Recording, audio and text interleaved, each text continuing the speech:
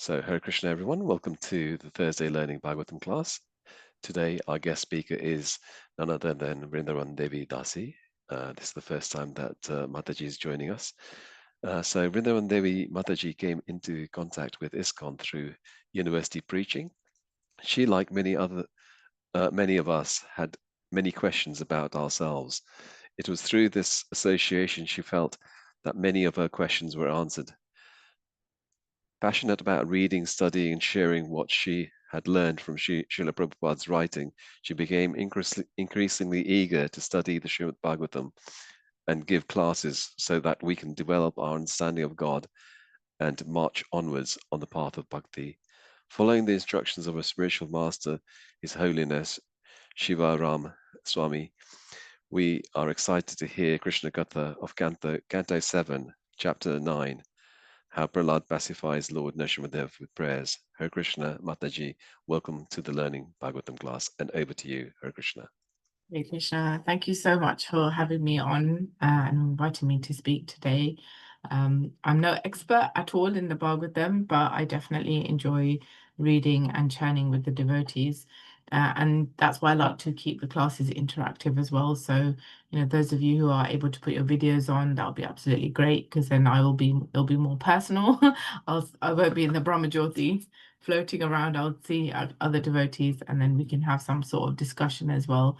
And more than anything, I'm here to serve you. So any queries you might have had while you've been studying this chapter or any topics you want to discuss a little bit in more depth, then just raise your hands and we can just take questions as we go along.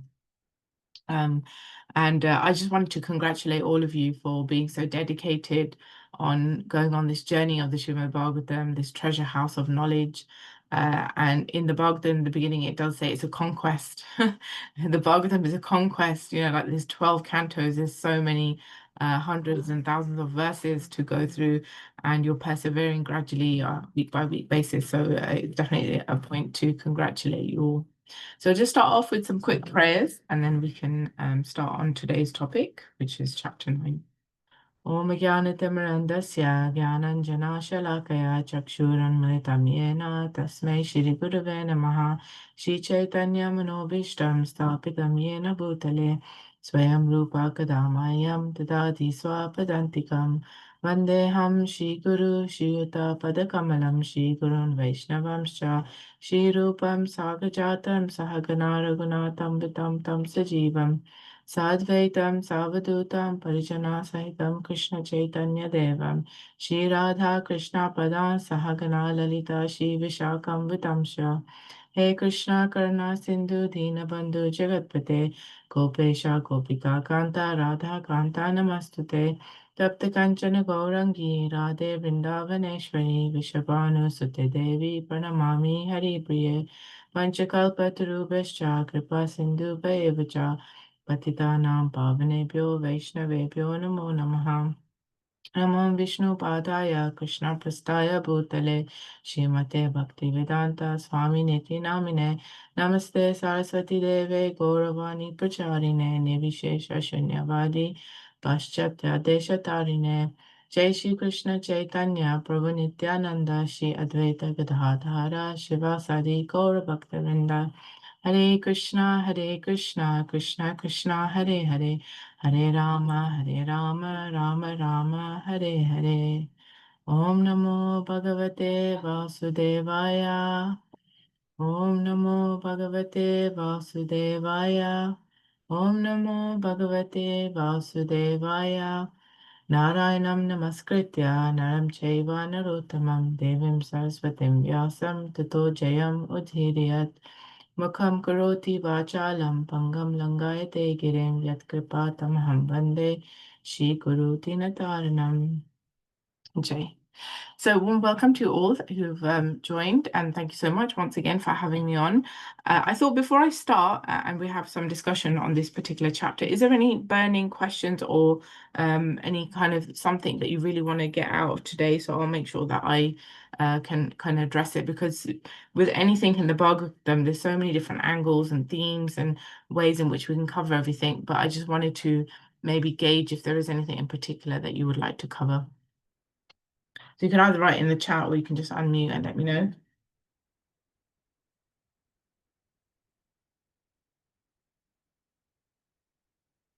Okay, everyone's surrendered. Everyone's completely surrendered to whatever I would like to discuss today. Okay, that's fine. If anything does pop up as we're going through, then please just raise your hand and we can just bring it up. So this is a beautiful chapter. So this is Prahlāda Maharaj pacifying Lord Nṛsiṁhadeva with prayers. So far, we can get a little bit of context. Prahlāda is a wonderful devotee, even though he's born in a demon family, and he has been worshipping Lord Vishnu, and his father doesn't like it. His father actually hates Lord Vishnu because he feels that Vishnu is responsible for the death of his brother Hiranyaksha. So though Hiranyakashipu is actually very knowledgeable in scripture, he pacifies the family of Hiranyaksha by speaking top philosophy and talking about the soul and how the soul is eternal and how we mustn't lament somebody's death. But he doesn't actually practice it himself. He goes on this whole rampage to get revenge on Lord Vishnu for killing Hiranyaksha in the form of Vrahadev. So we see this mood of Hiranyakashipu, and it causes a lot of harm to many different innocent people in the universe. And most of all, he harasses his own son, who's actually very young. He doesn't like the fact that his son is learning about, well, seems to be learning about Lord Vishnu from somewhere, and he's constantly questioning that, where are you learning this from? And he wants to, and we know that he's tortured him in so many different ways. He's tried to destroy him and kill him, but just doesn't seem to die. And he's just like, what's going on? This boy is just not dying. And then it gets to a point where he finds out his son is now preaching to other children within school, within his Gurukul. He's preaching the message of Vishnu, and they're taking to it very nicely. They're chanting the holy names and they're practicing the 9 processes of devotional service. So now this has become a very dangerous thing. And so he is 100% sure he'd like to kill Prahlāda. And when he is in the process of trying to kill Prahlāda, he says, where is this God of yours? Where is he? Is he here in this pillar? And Prahlāda Maharaj says yes. And in order to satisfy and serve his devotee, the Lord comes in the pillar, and we know that a battle ensues, and then they, Hiranyakashipu gets killed in the lap of Nṛsiṁhadeva following certain conditions. And now Nṛsiṁhadeva is still very angry. He's very angry, even though he's killed Hiranyakashipu, he's feeling extremely angry that why his devotee was tortured in such a way. So this is the bit where the prayer starts. At the end of the last chapter, chapter 8, we hear how the demigods had offered prayers to Lord Nṛsiṁhadeva, not necessarily to pacify him, but more in the mood of, oh my God, we're in so much danger and you saved us. We saved us. We're safe now from Hiranyakashipu. It was more in that sort of a mood. So Nṛsiṁhadeva is still actually very angry. And the demigods then request Prahlāda to try and, appease the Lord and calm the Lord down. Because ultimately the Lord Nṛsiṁhadeva comes to save Prahlāda. And they all feel very afraid. They see this ugra form of Nṛsiṁhadeva, an enraged form of the Lord, and they all feel afraid to approach. Even Lakshmi Devi feels afraid to approach the Lord, and she even states, like, I've not seen him in this form. This form is so fantastic, and I'm afraid to approach him. Of course, we know that Leela Shakti here is covering Lakshmi Devi's consciousness, because Nṛsiṁhadeva's form is eternal. It's eternally there in the spiritual world. So Lakshmi Devi doesn't feel like she can approach. And then eventually Brahma's like, okay, Prahlāda, please, you go ahead. You speak to the Lord. You speak to him and try to pacify him. And I've got so here are some slides that I haven't made. These are His Holiness Keshav Maharaj's slides.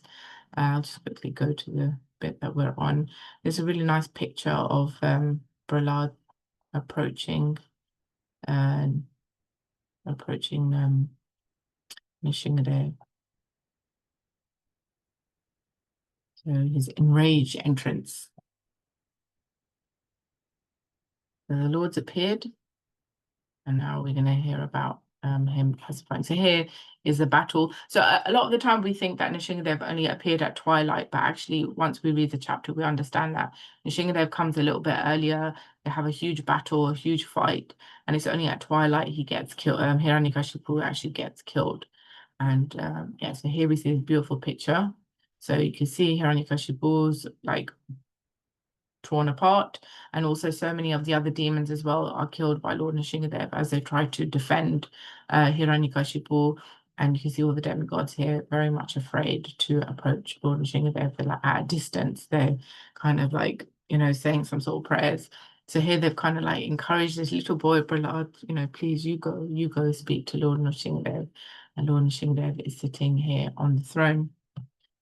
Now, as Prahlāda approaches the Lord, he prostrates at his lotus feet or offers obeisances, and Nṛsiṁhadeva very gently lifts him up. He puts his hand on his head and he very gently lifts it up.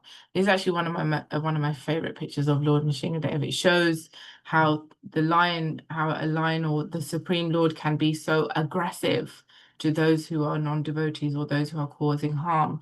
And then you can see that he can also be so gentle in the same way as well to his beloved devotee.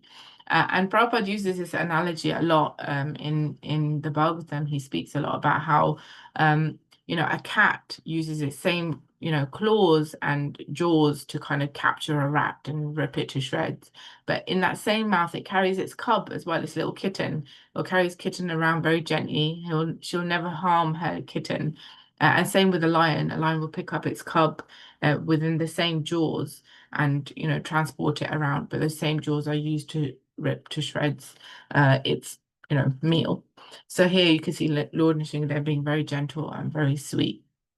And he puts his hand on Prahlāda's head, and many prayers come to Prahlāda's mind in that circumstance, and he starts to offer prayers.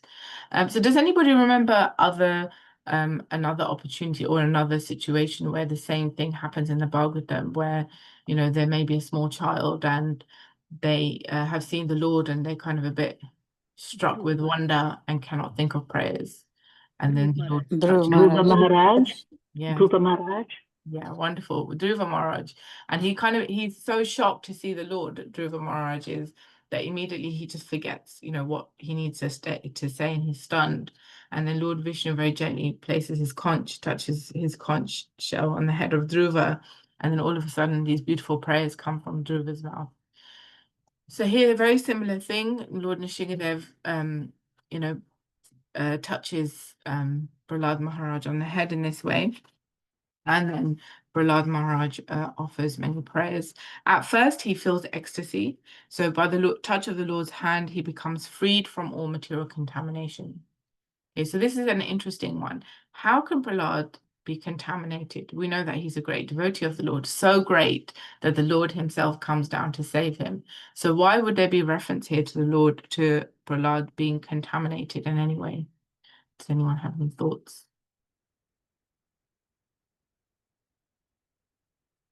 Is it because he was with the demons and studying with the demons? So yes.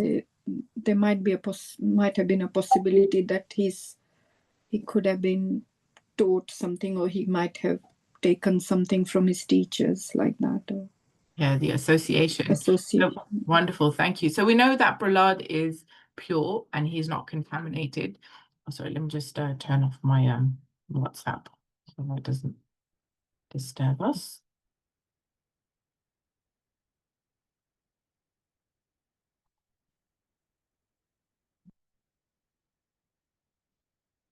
There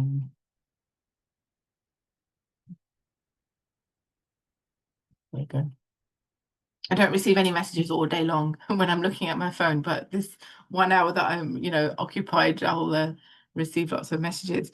Yeah, so we understand that Prahlāda is actually pure, but Prahlāda himself feels that he's contaminated because he's born from a demon family. He's associated with the demons. He, you know, he's trying to be taught, you know, the attempt is being made to teach demoniac things. So he's feeling like, Prahlāda is feeling like, okay, by being touched by the Lord, his contamination has gone. So he feels transcendental, and he's he's feeling ecstasy. His heart is softened with love, and his eyes are filled with tears. And then Prahlāda begins offering prayers, and there are so many prayers that are there in the Bhagavatam, from Canto 1 to 12, different personalities, whether they be Queen Kunti, whether they be Akrura, whether they be Dhruva, whether they be Narad Muni, whether they be all the demigods. There's always so many different prayers that are there, and there's always a general structure that is put into place. So we'll often find that originally there will be some sort of glorification. So they'll see the Lord, even if there's some request that they want to make to the Lord, they will first of all glorify the Lord, offer obeisances, glorify the Lord, talk about the Lord's qualities, and then they'll gradually get to the point where they may want to request something or ask something. Not always they ask something, but generally they'll request to ask something, and then they'll they may say, "Oh, my Lord, you're so kind, and you always fulfill the desires of your devotees," and things like that. And then there'll be some like closing statement. So here we see that Prahlāda also in his prayers, we find that he starts off by preparing to pray. So he doesn't start praying to the Lord straight away. He starts preparing. He's saying things like, how is it possible that I can satisfy you when the devas have tried to worship you, and even the great munis and sages around, they fail to pacify you and offer prayers that kind of soften your anger that's there. I've actually got no material qualification because I'm born from a demon family, and I don't really deserve to be in your association. I can't, there's nothing materially that anybody can do to satisfy you. Only bhakti can really satisfy you, and I don't have any bhakti. And this is the emblem of a Vaishnava, this humility, is that we don't think that we're great devotees or that we're so wonderful and our service that we do is so great. We always think that what we're doing is not enough or not good enough for the Lord. And that is questionable. It's like, what can we possibly do for the Lord?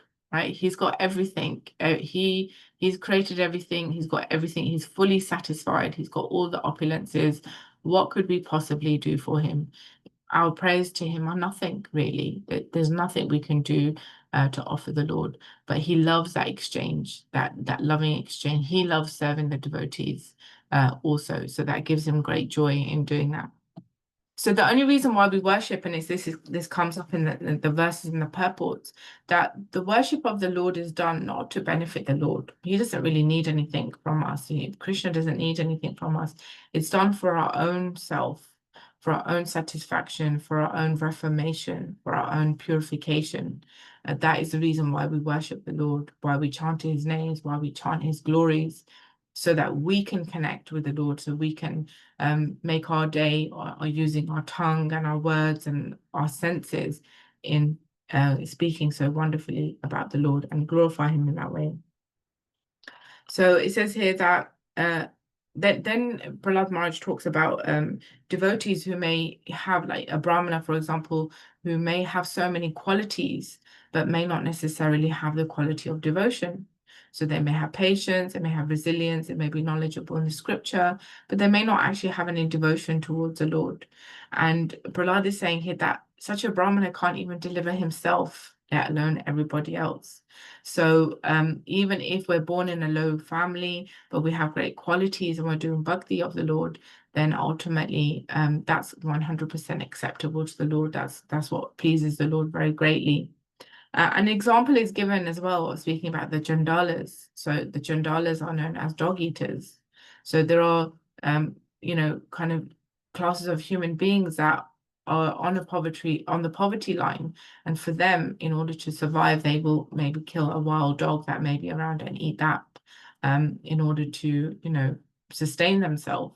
Now, it's written in the purport about how, if such a Chandala is chanting the holy name of the Lord and speaking the Lord's glories and is sincere in their bhakti, then that person can be even greater than a Brahmana because they have that love and devotion for the Lord, despite their unique circumstances of, not being able to consume vegetarian food in that way.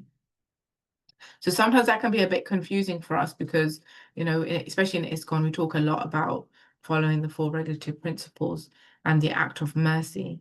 But we understand that these Chandalas are in that kind of condition where they don't really have access to much else. But here what Krishna is looking at is the devotion.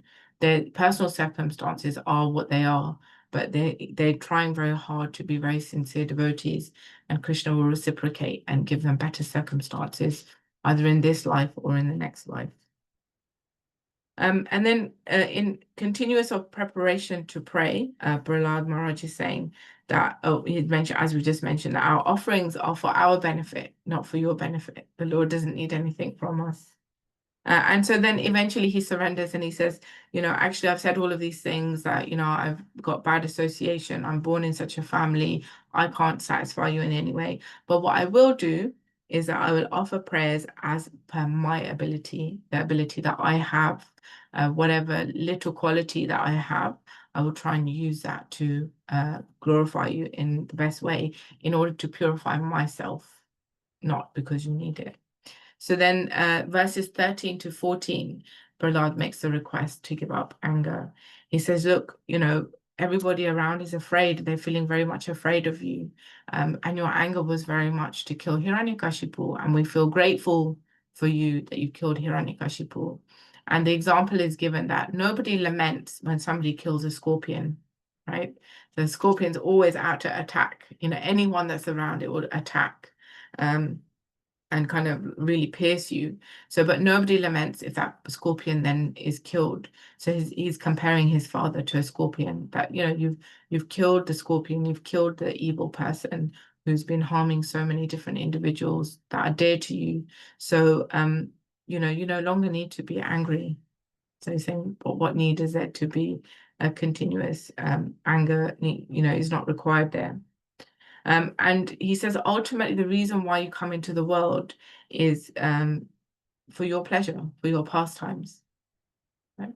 So the Lord descends time and time again, and we hear in Bhagavad Gita, yada yada hi dharmasya, whenever there's a decline in religion, an increase in irreligion, the Lord comes to protect his devotees, to re-establish religion, and also kill the demons. But the ultimate reason why the Lord comes is so that he performs his sweet pastimes. So we become attracted, so that we can glorify him, we can discuss him, we can speak about it, and, emancipate ourselves from this cycle of birth and death. And that's his mercy. That's his mercy to us. And he says that actually your form at the moment should be providing fearlessness amongst us, because you are a protector, but still we're very fearful. So please, can you give up your anger? It's like saying to like a small child saying like say a husband and wife are arguing, and for the children it's not nice to experience, because they sometimes feel like they're at fault when husband and wife are arguing. They don't see that, okay, them two have issues. When they're witnessing this, they think, oh, I'm at fault. I did something. That's why they like this. So, but the child may sweetly come along and say, please be nice to each other. Why are you being angry with each other?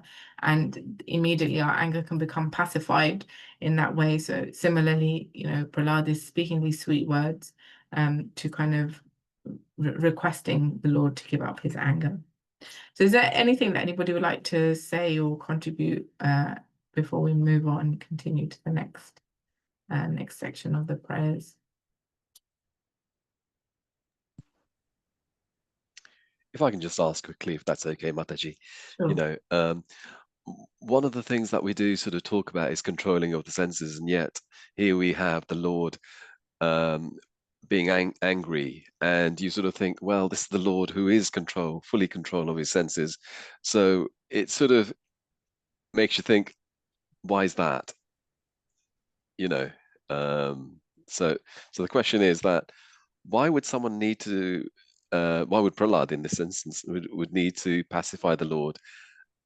Because he is in control of his senses. So, if I could ask that.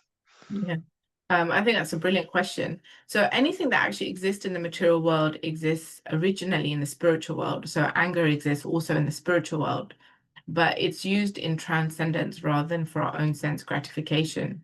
So it's described that any sort of anger that is used in the material world, that is used to either protect the devotees, to stand up for them, to stand up for Dharma is a justified form of anger.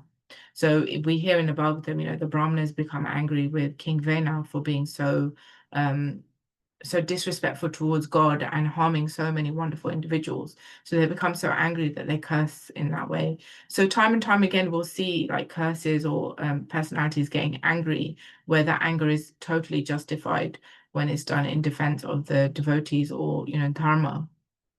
So Nṛsiṁhadeva is actually 100% in control of himself. He can become pacified in a moment. It's not like us, when we get angry and we go into a fit of rage, it takes a while, a little bit of time for us to calm down and pacify, because we've lost that sense of control.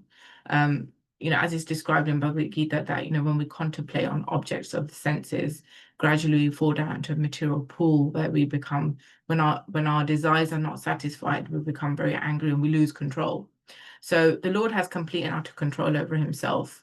It's my understanding it's the sweetness of that pastime where he's like, okay, Nṛsiṁhadeva's done. He's done whatever he needs to do, and he can just, he didn't even need to be angry. He could just come and be like, pick up Hiranyakashipu like he's a little ant and just crush him, or just sit in the spiritual world and wink, and the job is done. But it's the sense of Leela. It shows how dear the devotees are to the Lord, that he's even able to exhibit this level of anger that is there. So his anger is transcendental. It's not on the material platform, and he has every ability to relieve the anger. However, he gives an opportunity for the devotees to step in, to have some sort of exchange with them. That's what I understand. Okay. Thank you, Mataji. So Devi Mataji, you had your hand up. Krishna, thank you very much for tonight. I can understand that is the Leela, that anger and everything what is happening is a kind of Leela for pastime for Lord Krishna. But do you mean that even now, if there is something happen, then it's justified to be angry that way? As in for us or for the Lord? No. For instance, this is just for instance, from country to country, there are things happening, right? Mm-hmm. There are devotees in Sweden. We say, for example, I live in Sweden, and then let's say something happened between Sweden and Denmark. Mm-hmm. And we are devotees. We have done very good. We have been with each other. We have had the program together and so on and so on. But suddenly something happened. The country are on war. Mm-hmm. So is it justified that I go and kill the other devotee from Denmark because it's a war? Mm-hmm. Yes, it's a very good and very practical question. So there will always be issues in the material world where there's anger and war, maybe for different reasons. It could be political, it could be for geographical greed and things like that. But as devotees, we try to live as peaceful as we can amongst each other. Unless we're a Kshatriya and we're in the army and we have to, it's our duty to then go at war with another country, then, one is doing their duty in that way. But devotees should always be at peace with one another. I just recently heard as well that, there are some Russian devotees who don't like the devotees in Ukraine and things like that. Devotees have no need to fall out with each other. What's happening in the material world is more to do with political, like war, countries going at war one another is very much a political thing and has nothing really to do with devotion. And this is the actual reason why we're doing bhakti, because we want to get out of this world. There'll always be people will always be fighting over something because they don't understand that actually the ultimate proprietor of the universe is Lord Krishna. That land doesn't belong to anyone.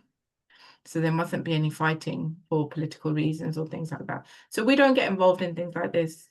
Srila Prabhupada very much says that, this world is like a toilet.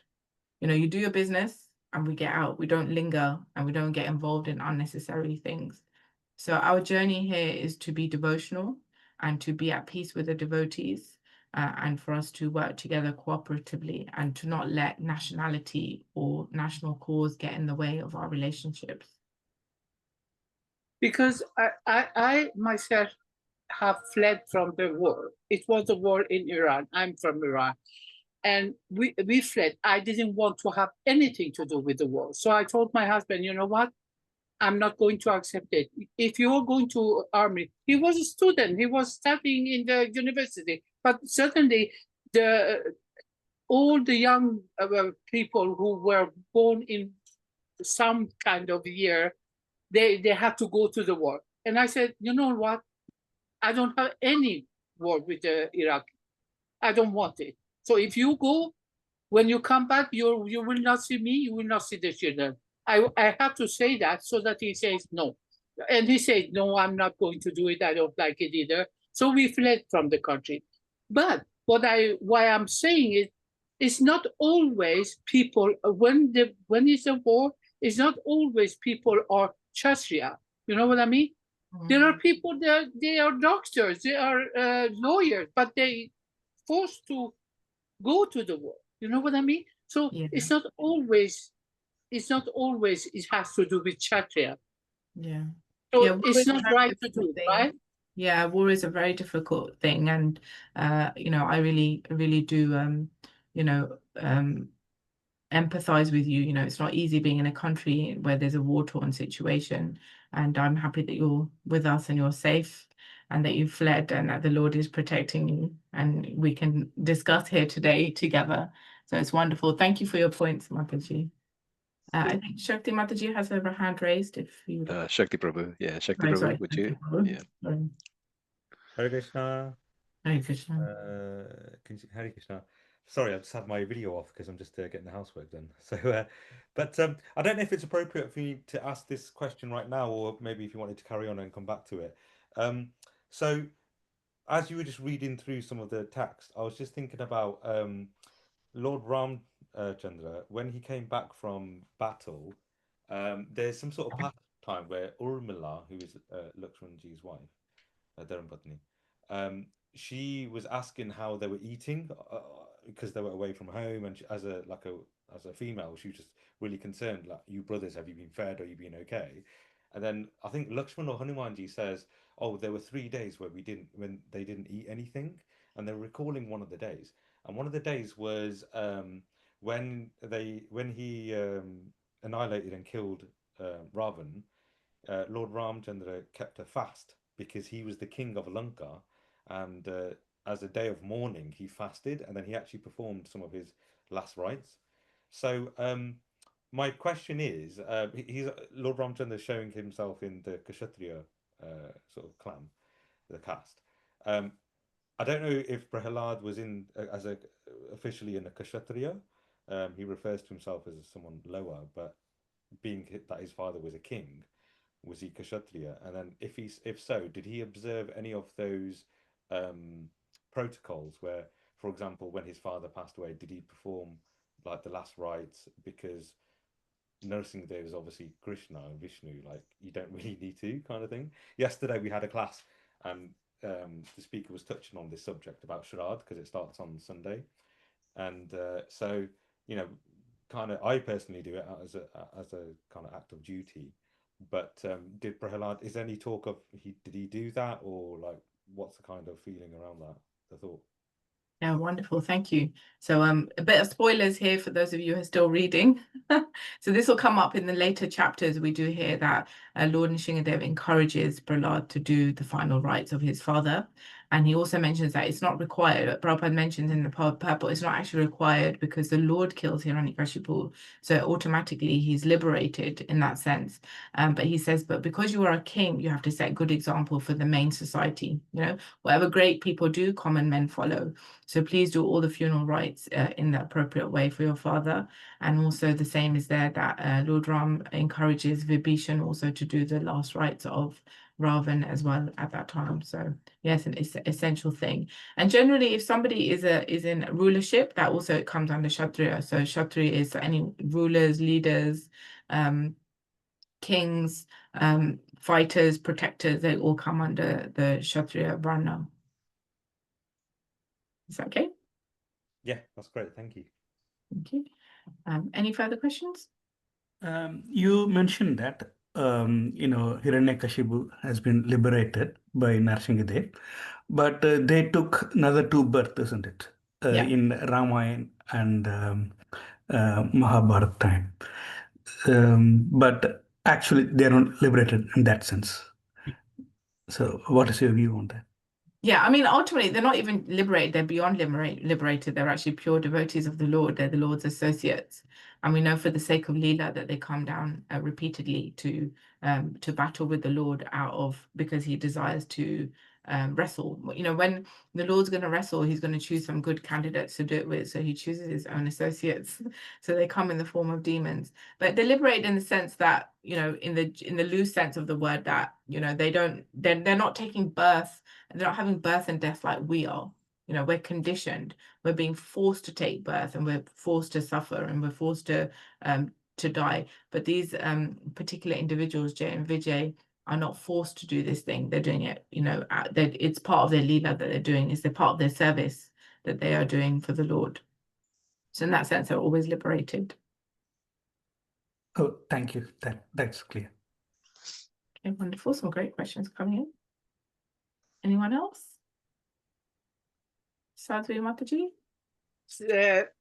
I have kind of something I have still not getting in grip in is Jai Vijay was doorkeeper for Lord Vishnu, right? And they did their job. They did really good job, but they got cursed. Okay, that is Leela. We say that is Leela. Yes, okay, but it's not. There are so many times I have read curses happen frequently in many other places, and sometimes that curses are not justified. You know what I mean? For instance, for Jai Vijay, they did their job. They didn't do anything wrong. Still, they got to be cursed, and the curse had to happen. You know what I mean? For instance, Dhruv Maharaj also, he curses also. He has temperament, very hard temperament, that when he gets angry, he also curses many times. So is it because they just do kind of in the kind of service so that they create pastime for Lord, or why the curse has to happen despite is actually not justified? That's a great question. So Jay and Vijay did their duty. They don't deserve to be cursed. So this is currently, we're studying this in the Bhakti Vaibhav course as well, and these questions, and we're really churning this particular topic. So the understanding is Lord Vishnu says to Jay and Vijay at that time, although I can remove the curse, I have all the capability of removing the curse. However, because I like to honor the Brahmanas, the four Kumaras, for me, they're very great and they're wonderful. I like to honor their word. So therefore, we'll go along with what they're saying. And this curse is not like, but when you have people who are eternal associates of the Lord, they don't suffer. So, you know, we may think that they're suffering. So if we let's have a look at the Pandavas for an example. The Pandavas are eternal associates of the Lord. And their duty is that they come here on earth, they do the Mahabharata, they all these different scenarios that happen. They seem to suffer quite a lot. But once they're finished here on earth, then they go to another universe and they do the whole Mahabharata again. So it's like a circus, you know, like you have a circus that comes into town, they set up everything, they perform certain acts. Then once they're finished at the end of the week, then they'll go and they'll move to another town. So the idea is that they are, it's like they're acting, it's part of the duty and responsibility, but they're not really suffering. For them, it's blissful. It's a blissful experience. When we're in the material world and we're conditioned, when pain is brought upon us, we suffer. It really bothers us inside. But these Jay and Vijay, they're not suffering in any way. They're enjoying as part of the fun. So I think when we can understand that the difference between conditioned souls and unconditioned souls, that the sake of fighting or being punched or being killed, it's not causing them any pain in any way. Thank you. Thank you. Got some real deep thinkers here and deep topics being asked. Okay, so is it okay to move on? Yes, Mataji. Yeah. Wonderful. So up till now, Prahlāda is asking the Lord to give up his anger. And then he starts off the prayers where he's seeking the shelter of the Lord. He's saying, I'm personally not afraid of your fearful form, but actually what I am afraid for, I'm afraid of being a conditioned soul in the material world and suffering life after life. So for me, that is the greatest fear, that all I want is your shelter. I want to be sheltered by you. And as we know from this Leela, he is sheltered by the Lord, because that's why Lord Nṛsiṁha is there. He's providing his protection and providing his shelter. He's saying the greatest misery that we have are these material dualities. Happiness, we think we're happy, but actually it's suffering as well at the same. So we're happy because we know happiness is going to be over soon and suffering is going to come again. Then that in itself is causing suffering. So we don't want happiness or distress. We just want to feel equiposed and feel blissful always. So, and the only remedy to being protected from these dualities are actually performing devotional service for the Lord, chanting his holy name, serving the devotees, discussing the Bhagavatam, honoring Prahlāda, serving the deities, all these wonderful activities that we can do to be connected with the Lord. So Prahlāda is very humbly saying here, I'm going to chant your glories. I'm going to chant your glories. I'm going to chant the glories that the Parampara have given to us, the disciplic succession, so that I can cross this path of birth and death. So look at Prahlāda's humility. He's acting as if he's conditioned, and he's in a conditioned form of he definitely isn't. The Lord doesn't appear in the world for just anybody. He's a great devotee of the Lord. So he's saying, Nṛsiṁhadeva, you are actually the only shelter. All the energies that exist in the material world, they come from you. You are the source. And he goes a lot into detail. So we hear a lot about the philosophy from here. We hear about the Lord's creation, how he creates through Garna Dakshaya Vishnu, and then Garbha Dakshaya Vishnu, and then Shiro Dakshaya Vishnu. And then we hear how the Lord wraps everything up as well in destruction. So we hear about all the elements, how they're created. So he goes a lot into the philosophy there. And he's saying that the energies, they come from you, and actually your shelter, it liberates us from this maya of being in this material world. And you're the controller of everything.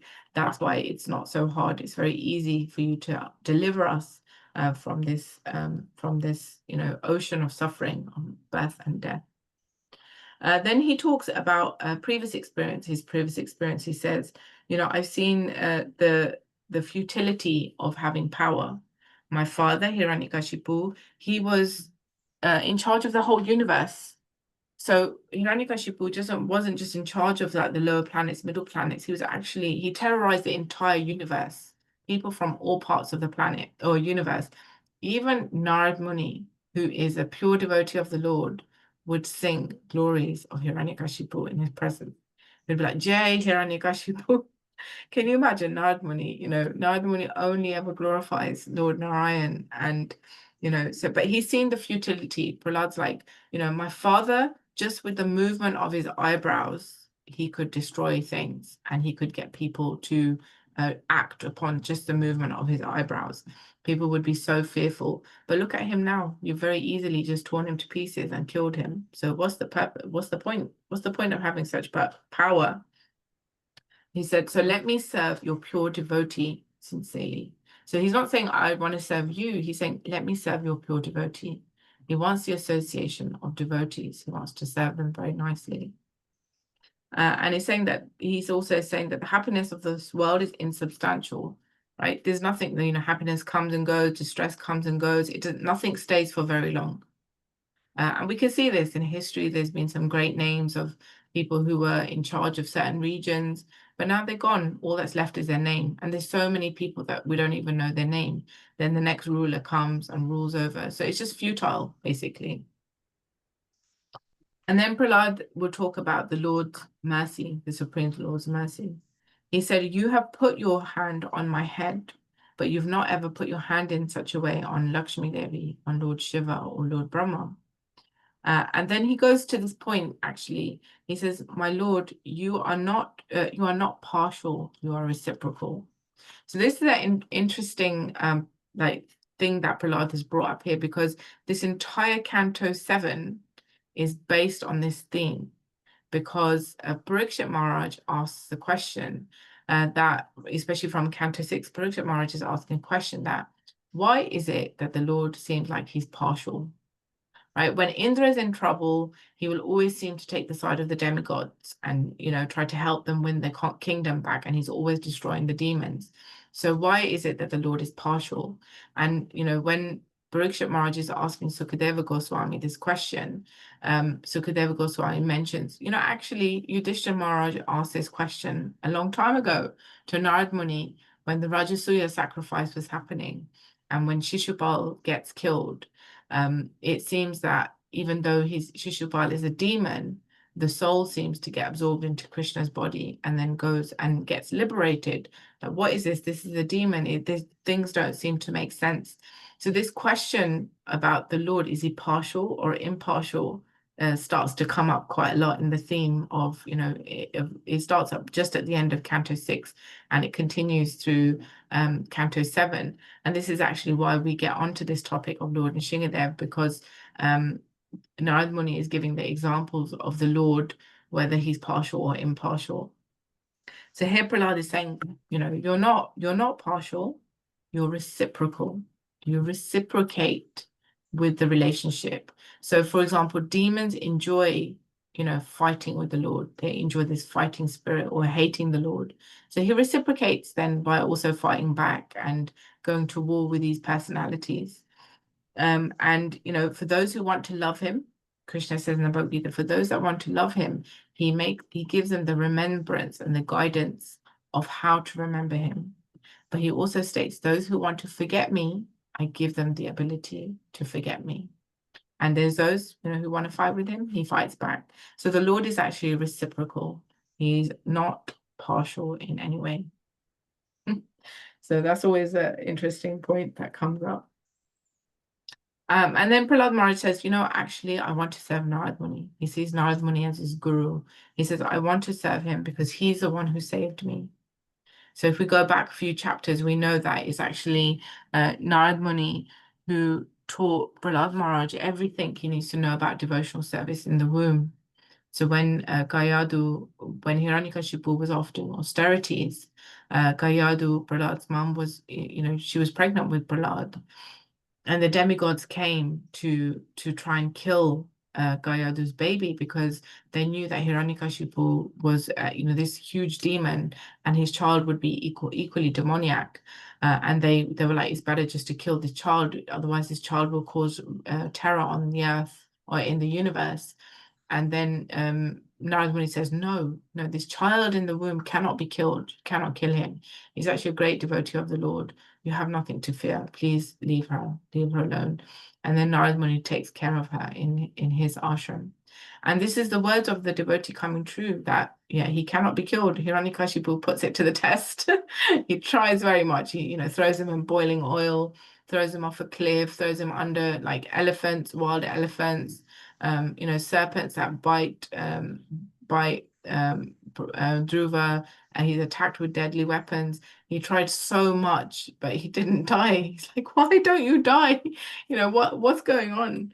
So Prahlāda wants to worship this Narad Muni because he has great appreciation. The fact that he has devotional service and knowledge of devotional service is totally through the Guru. And here as well in the purport, it talks very much about how it's important that we always try to approach God through Guru. Because without Guru's mercy, we wouldn't have understood bhakti or the process to get to God. So we should never directly jump to just worshipping Lord Krishna and Radharani directly ourselves. We should try and go through the medium of a bona fide Guru, somebody who really understands the process of devotional service and practices very nicely. So a quiz for all of you don't have to answer today, something for you to meditate on, is that, supposing in our great fortune, we come up across a circumstance where our Guru Maharaj is there and Lord Krishna is there. They both appear in front of us at the same time. So my question to you is, who would you offer obeisances to first? So you don't have to answer now, something for you to think about. And as you are going through the philosophy and reading, you can give an answer. Oh, Sadhu Mataji has something to say. Guru, I will show to the Guru, because he says himself, Lord Krishna says himself, you who love my devotees, you have to have respect and love for my devotees first. So of course it should be to the Guru first. Okay, wonderful. It should be to the Guru first. And we've got loads of things in the chat as well. Everybody's agreeing that it should be the Guru. Okay, well, it shows that you guys are, are knowledgeable. And this is the beauty of having knowledge and reading the scripture. Because I think if we ask any mainstream person in the street who may think that they're devotional, we may ask them, what would you do first? And they were like, well, of course I would go for God first. God is more supreme than Guru, which is correct. But what is the correct etiquette? The correct etiquette we learn by reading and studying the scripture and getting the knowledge. So yeah, great, wonderful, thank you. So he's saying that, so then Prahlāda Maharaj says to Nṛsiṁhadeva, he says, you've actually proved the words of your devotee true. So Narad Muni said, I cannot be killed, and you proved it true because the person who was trying to kill me is Hiranyakashipu, and you've killed him, and I'm still here alive, even though Hiranyakashipu was so powerful. Then verses 30 to 38, we hear about the Lord and the cosmos. So continuation of, understanding the tattva of the Lord, or the creative, the Purusha avatars aspect of the Lord, of how the Lord creates the universe and how everything happens. So he says, whatever exists in the universe, in the existence of the universes and the spiritual world, is because of you. You are the source of everything. And you are the cause of everything, but there is no cause of you. You are the uncaused cause, as they teach in GCSE Hinduism. Or when you do religious studies at school, they talk about this concept of the uncaused cause, which is ultimately God. He causes everything, but there is no cause behind him. So we hear about how Mahavishnu and Garbhodakshaya Vishnu may sometimes be in this yoga nidra, in this sleep state, while they are performing, the creative pastimes. Creation is happening. And, we understand that the Lord is dreaming about his devotees. He's remembering his interactions about the devotees, and he's enjoying it very much, feeling great ecstasy. And then he's talking about how the Lord comes down again and again in his different avatars at different points in order to reciprocate with his devotees' love. So we also hear about how the Lord comes as Hayagriva. So he comes as the horse-headed avatar to rescue the Vedas. Because at one time Brahma was in a sleep state, and as he was in a sleep state, the Vedas were coming out of his mouth. And these demons, Madhu and Gaitava, came and captured the Vedas. Now, we can't have the universe devoid of scripture, because otherwise we'll have an atheistic society. So the Lord personally comes as Hayagriva to rescue the Vedas and deliver them back to Brahma. So this is the main reason why the Gayatri mantra that we chant is one of those very powerful mantras that you don't chant out loud. We chant them very subtly and quietly. I know this trend has started in the world where, everyone's got it on tape recorder or, chants it out loud when we're doing yogas, but actually it's one of those confidential mantras that's meant to be chanted under the breath so that the subtle entities can't capture the strength of that mantra. And then Prahlāda Maharaj is explaining that, you're Tri-yogi, you come in the 3 yugas to deliver. You come in Satyug, you come in Treta Yuga, you come in Dwapara Yuga to save your devotees. But we know that the Lord comes in 4 yugas. But Lord Chaitanya is a hidden incarnation.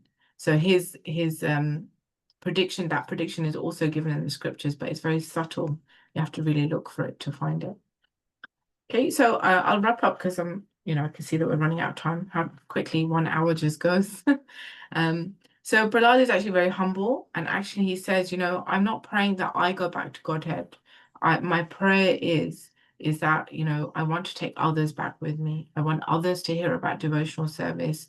I'm not a Bhajan Anandi, I'm a Goshta Anandi. I want others to also go back to Godhead and hear about your wonderful glories. Yes, Lydia Mataji. Hare Krishna, thank you very much for a lovely class. And I just wanted to ask you about Brahmotsava, because I just seen a video with Krishna Srecha Swami speaking about it from Germany. And so he was saying about I was a little bit confused about it because I've never heard of it before, so I didn't know really what it was. But he spoke about Nṛsiṁhadeva, and so it reminded me of this, what we've been reading now.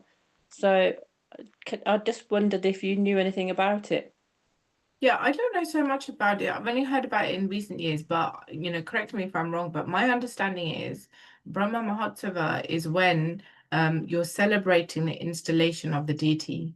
So, every temple may have installed their deity at a particular point. So they might have like a kind of, they'll take the deities on like a rath, and they'll just kind of celebrate and take them around and decorate the temple very nicely and have a feast to celebrate like the anniversary of the installation of a particular deity. It might have been a celebration for so many years that they'd had Nṛsiṁhadeva there. Maybe that's what it was then. Yeah. Okay. Right, thank you. Thank you. Hare Krishna. Hare Krishna. Kusum. Yes, Mataji. Just clarification, because it mentions in the chapter that Madhu, the demon Madhu, and one other person, I can't remember the name. Ketaba. Yeah, they stole the Vedas. So Brahma didn't create these demons. Where did the demons come from? That's a really good question. I don't actually know. I'll have to have a look into that. I just know that they're the first demons that appear. So, maybe Brahma did create them. I don't know. I'll have to look into it. They're not mentioned so much in the Bhagavatam. They pop up a little bit here and there. They're mostly in the Vibhavishesha prayers. But I understand that they're the first two demons that exist. So I'm not sure. I'll have to find out. It's a good question. If anybody else knows, please do share. Yeah, sorry, I can't help them more, but I'll research into it. And Bala, sorry, I'm not saying Mataji or Prabhuji because I'm not sure Thank you. his name. Bala Prabhuji. I have a question. Prahlāda Maharaj is an incarnation of Sanat Kumara Rishi, and in Ramayana he incarnated as Vibhishan, and in Chaitanya Mahaprabhu Leela he incarnated as Haridas Thakur. Is it true, Mataji? I'm not sure. I know that Haridas Thakur is Brahma.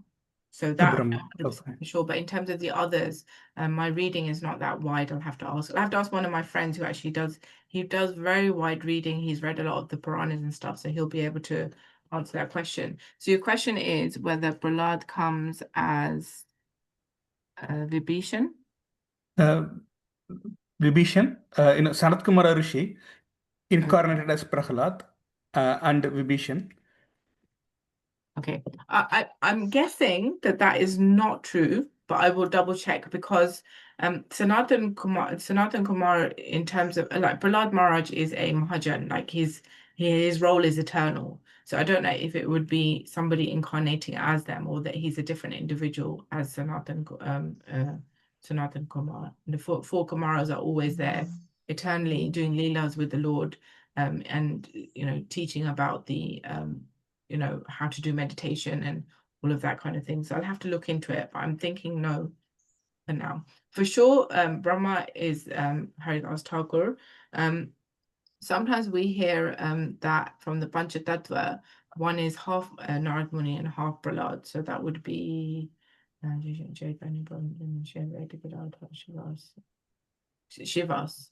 is half Prahlāda and half Narad Muni, but I'll double check for you. So we have someone in the chat, Vinu Mataji, is saying the demons Madhu and Gaitaba were created from earwax of Lord Vishnu when he was in Yoga Nidra. Oh, wow. Thank you very much for sharing that with me. I'll try and find, if you've got the reference for that, that would be great as well. Otherwise, we can find a reference for that.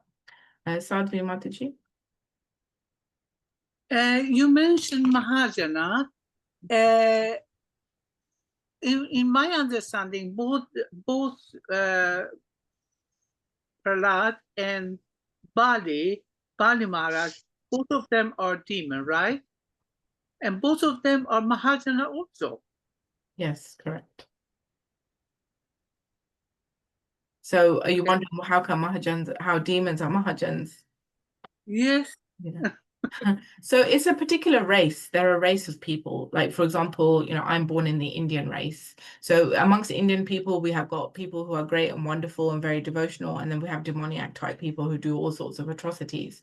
So the Rakshas race it's a race of people. So you have a variety of people who behave in different ways. You have very extreme demons, you have very soft demons, and you have very devotional demons. So it's just the race or the clan that someone's born into. Someone might be born in a Chinese race or Russian race like this. So the demons are all of just a race of people, but their characters may vary. Yeah. Thank you. Okay, no problem. All right. Okay. How are we doing for time? Probably do I have to wrap up? Well, we can take more questions if you're able to. Does anyone else have any further questions at all? So Vinamataji just clarifying what she said. She said, I heard that from a Bhagavatam devotee YouTube video. I'll ask a senior devotee for actual efforts. Wonderful. Thank you. Okay. Right. I've just got a question, if that's okay, and we'll wrap up from there. So the pastime of Holika is celebrated as much as the pastime of Lord Nṛsiṁhadeva. Why is that given as much prominence? Because obviously you would have thought that Lord Nṛsiṁhadev's would be a more significant pastime, but it seems like when you go to the temple, a lot more people are coming off for Holika, and they don't seem to know, or from my understanding, a lot when asking questions to various people, they tend not to know what they're celebrating on that particular day either, but there's a lot of people driving along on that to celebrate that event. So I was just wondering. Unfortunately, there tends to be a kind of trend amongst the Sanatana Dharma practitioners that, there'll be rituals, but they don't necessarily read the scriptures. Unfortunately, there's not this systematic kind of like from a young age, you read your scriptures and you understand the stories behind why you're doing what you do. So eventually it gets forgotten in the same way, like other festivals that we may not just, faith from the Sanatana Dharma, but also other faiths, that they'll practice something ritualistically and not actually know why they're practicing it. So I know a lot of people who celebrate Christmas, but they don't think about Christ at all. It's not about Christ, it's about gifts and turkey and Christmas trees and things like that. So in the same way, unfortunately, like even with a lot of festivals that we have in Sanatana Dharma, people just come along because it's something they've done, all their life. So they come along. But Holika Dahan is very special in the sense that it shows that if somebody has got the ill intention, it doesn't matter, even if they've got boons, that they won't be protected, that the person who's protected is always a Lord's devotee. So, and also many other festivals fall on that same day, like Holi is the throwing of colors, which is celebrated in Goloka Vrindavan. Krishna and the gopis are, throwing colors on one another. It's the coming of spring, the new flowers are there, the variety of colors. So it's a celebration of love in that way. And also Holi is the same time as, Lord Chaitanya's appearance, around about that time as well. There's many multiple festivals that happen on the same day. And actually, even on that same holy day is when Lord Shiva actually burns Cupid with his third eye, when Cupid is trying to trying to disturb Lord Shiva's meditation. So in different regions, it's celebrated for various reasons. But the knowledge is not there because, unfortunately, we don't pass on the knowledge. So it's the duty of every parent and every grandparent and every friend to try and pass on the knowledge to the next generation. So they're not just empty rituals, they actually know why they're doing what they're doing. Okay, thank you very much, Mataji.